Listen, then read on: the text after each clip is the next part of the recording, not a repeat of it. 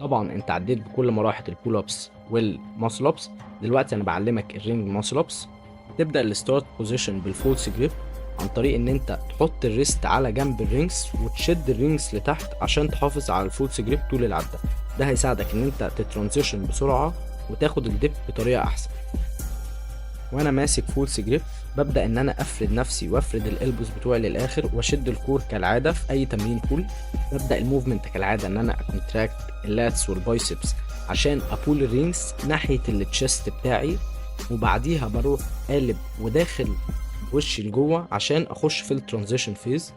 بعد الترانزيشن فيز بحاول اخلي الالبو فوق الريست، وبعمل الديب بتاعتي عن طريق ان انا اكونتراكت الشست والترايسبس.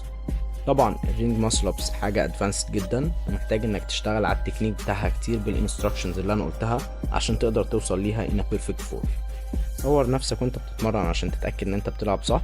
ولو عايز تسال اي سؤال عن التكنيك ابعتلي على السبورت وهرد عليك في اسرع وقت.